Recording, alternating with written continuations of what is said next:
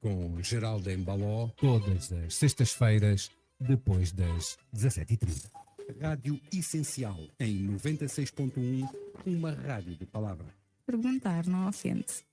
Seja bem-vindo, querido ouvinte, a este seu espaço onde perguntar não ofende, no final de uma semana em que nem sei se o querido ouvinte me consegue ouvir, já que grande parte do país está sem telecomunicações devido ao que foi comunicado meio atabalhoadamente como um ataque à maior operadora de telefonia do país e que deixou Angola com comunicações coxas e que está assim há pelo menos 2 dias.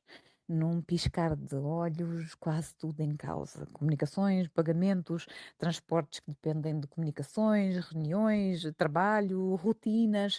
Num piscar de olhos, todas as seguranças a que estamos habituados, pelo menos aquelas tecnológicas, voam pela janela e não temos resposta à altura. Não aprendemos o suficiente com a pandemia e a necessidade de adaptação súbita a que a pandemia obrigou, nem com os outros ameaços que tiveram outros países, por exemplo, em que se viram apagões, não só de telecomunicações, mas muitas vezes estruturas elétricas. No nosso caso, esse não seria um problema de maior por causa do hábito da falta de luz, mas que abanaram essas seguranças ainda que por pouco tempo e causaram estragos e traumas a nível socioeconómico de toda a sorte.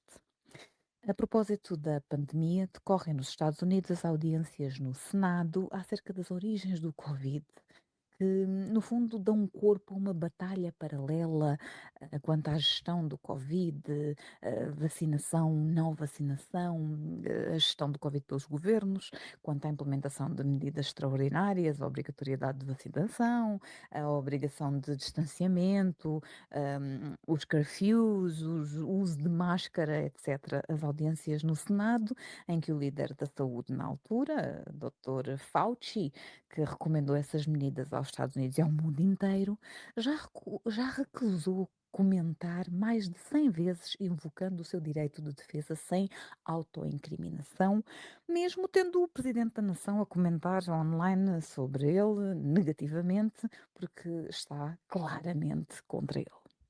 É interessante que por mais que existam dúvidas e tentativas de responsabilização ou mesmo de criminalização, dependendo da perspectiva de quem olha para este caso, nas democracias maduras mantêm-se as regras constitucionais. Está a ser acusado, pode haver até matéria de crime, mas mantém o seu direito a uma defesa condigna em todas as circunstâncias. Entre nós, quando o chefe do momento manda que alguém seja julgado e condenado, todos os seus direitos são ignorados e porque o sistema está pervertido a todos os níveis, depois há muitas vezes algum chefe ou chefezinho que dita a sentença dos mais fracos, sem proteção institucional. Por isso é que os julgamentos políticos são tão perigosos, porque causam a erosão do sistema que deve proteger a todos quando permite interferência política. Os tribunais devem, de facto, e sem ruído, manter a capacidade de garantir a legalidade. O Tribunal Constitucional, por exemplo, o nosso, foi capaz de o fazer. Vem à mente o caso da lei do vandalismo, que foi mandada para trás para o Parlamento, que a havia aprovado pela maioria militonta que tem, com tantos artigos para revisão por inconstitucionalidade que virtualmente inutilizavam a lei. Mas outras situações que deviam ter visto justiça estão por resolver. A propósito de pandemia, é fácil lembrar uma dessas situações do médico que foi levado para a esquadra para a sua morte por estar a conduzir sozinho, sem máscara no seu próprio carro, a sair de um turno. Não houve responsabilização das autoridades, qualquer, nada, zero. E esta semana assinalou-se um ano do assassinato de dezenas de pessoas, perdão, pelas autoridades que tinham a obrigação de as proteger devido à alergia que o sistema nutre por protestos de qualquer natureza. E agora pergunto eu, responsabilização, o reflexo de um Estado maduro e capaz de assumir e corrigir os seus próprios erros é para quando?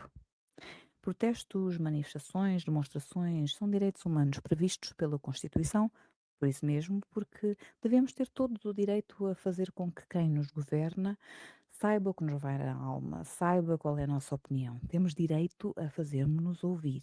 Mas, já dizia a empresária, eles são surdos. Pior, são também mudos quando lhes interessa e assim permanecem. Ninguém foi responsabilizado por essas mortes.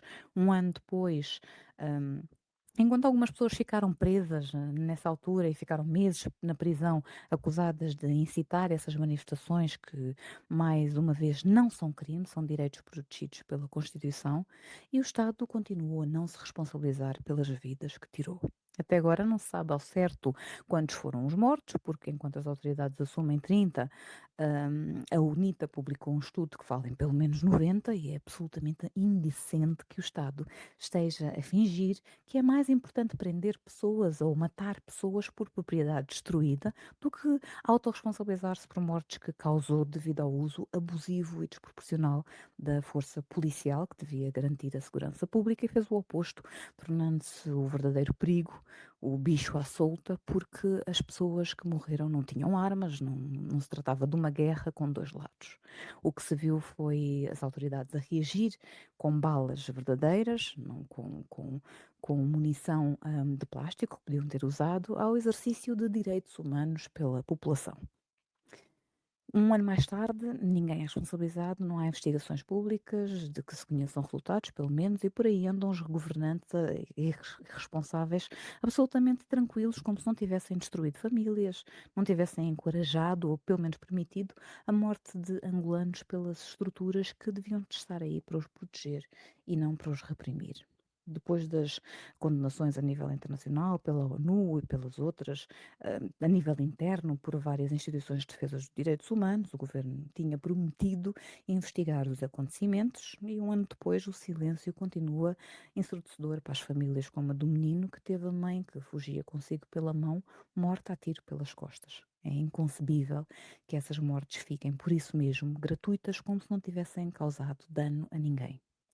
A Friends of Angola, uma das instituições de defesa dos direitos humanos, com outras como a Pro Bono, a Comissão Episcopal da CIASTE, a Associação de Paz e Democracia e outras como a Amnistia, internacionais como a Amnistia e a Human Rights Watch, esforçaram-se e continuam a lembrar as autoridades angolanas da necessidade de reparação, de investigação transparente, de responsabilização pelo uso abusivo de força letal contra a população.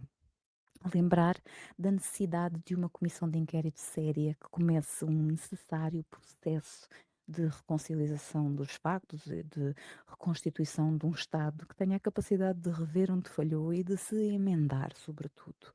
Mas o histórico não é nada animador. A história do país segue manchada por episódios de sangue por resolver, como lembra a Friends of Angola no seu memorial em nome das vítimas dos acontecimentos do ano passado, mas episódios como o Cafunfo, o tenebroso 27 de maio, que até hoje não tiveram comissões com resultados minimamente capazes, não auguram muito de bom.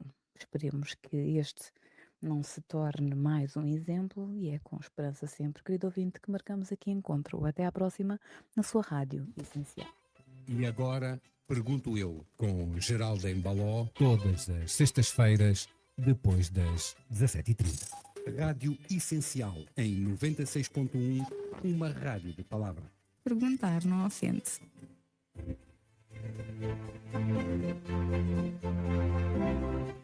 O resumo da semana no programa Dias Andados com Sueli